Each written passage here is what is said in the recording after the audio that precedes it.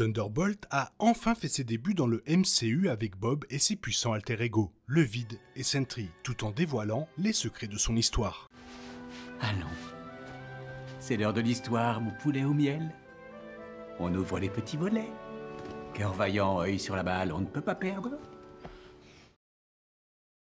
L'implication de Sentry dans Thunderbolt a été largement évoquée dès le début de la production, après que des rumeurs ont commencé à circuler et Lewis Pullman a été choisi pour incarner Bob. Les fans de Marvel Comics ont rapidement fait le lien et ont supposé que ce personnage était l'adaptation live-action de Robert Reynolds, alias Sentry de Marvel Comics, ce qui a déclenché une avalanche de spéculations sur la manière dont une équipe aussi faible que les Thunderbolts pouvait espérer l'affronter. Les implications de l'introduction de Sentry dans le MCU sont considérables. Sentry est l'un des personnages les plus puissants de Marvel Comics, affichant sur les pages de comics une puissance équivalente à celle d'1 million de soleils. Cela aurait considérablement modifié la dynamique de pouvoir globale du MCU, la force de Sentry étant capable de surpasser celle de certains des méchants et héros les plus menaçants du MCU. Néanmoins, comme on pouvait s'y attendre, Thunderbolts a pris quelques libertés créatives avec Sentry, ce qui a enrichi et peut-être même amélioré son histoire.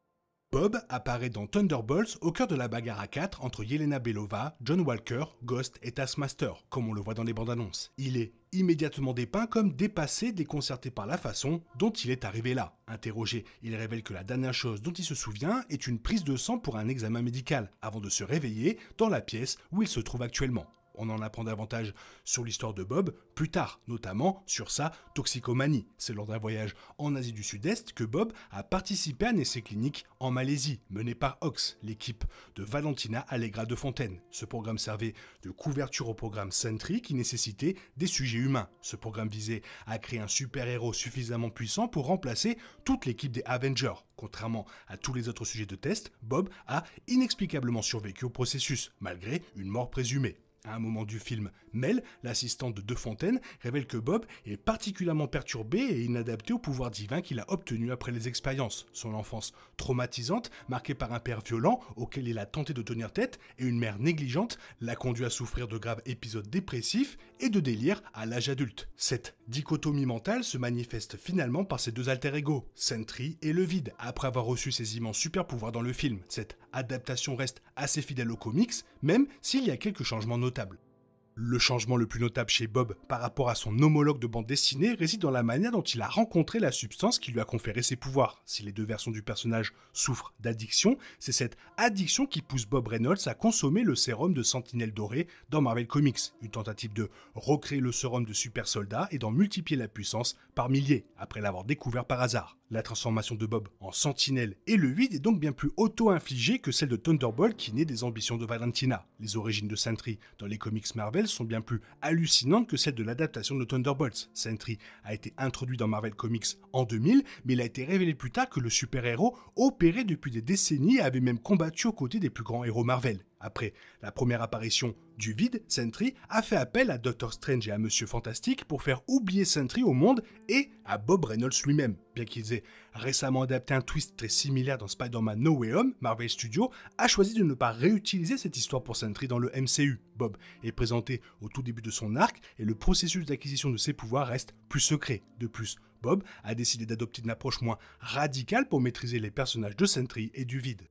Le film se termine avec l'équipe aidant Bob à échapper à l'influence insidieuse du Vide sur ses pouvoirs, dans ce qui semble être un royaume intérieur dans son propre esprit. Après sa victoire, les victimes du Vide, revenant sur le plan matériel apparemment indemne, Valentina confère le titre de nouveau Avenger au Thunderbolt, qui compte désormais Bob parmi leurs rangs. Thunderbolt reprend ensuite un peu plus tard dans la scène post-générique, où les nouveaux Avengers assument pleinement leurs nouvelles responsabilités et leur nouvelle esthétique. Bien que Bob soit parmi eux, arborant une nouvelle tignasse dorée, il reste très discret. Lorsqu'on lui suggère que Sentry emmène le Red Guardian dans l'espace, Bob refuse poliment, insinuant que les pouvoirs de Sentry ne peuvent être invoqués sans inviter également le Vide à revenir. Cela suggère que la nouvelle normalité pour Bob, bien qu'il fasse partie de la nouvelle super équipe du MCU, est de supprimer son personnage de Sentry pour éviter de risquer le contrôle du Vide. Cela suggère également que Sentry est toujours en lui et peut être amené à apparaître dans les bonnes circonstances.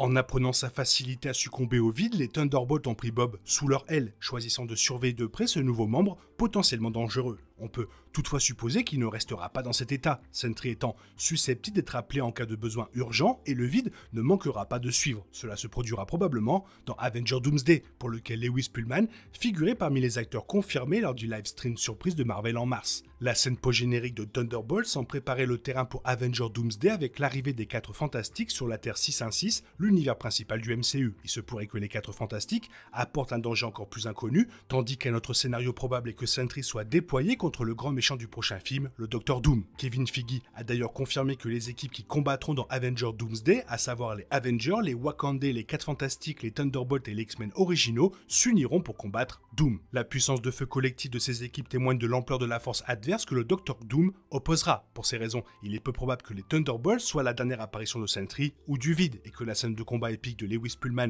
avec les Thunderbolts dans la tour de guet ne soit que la partie émergée de l'iceberg. Quant à savoir si Sentry survivra à son affrontement avec Doom est une autre histoire, car il est le personnage idéal pour illustrer la puissance du futur grand méchant d'Avengers Doomsday.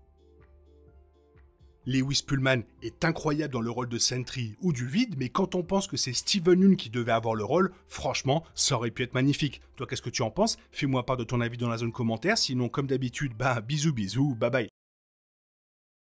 Il est impossible de compter sur les autres de nos jours, on est obligé de tout faire soi-même. Je me trompe? Rien de grave, j'avais tout prévu. Où va le monde, je vous le demande.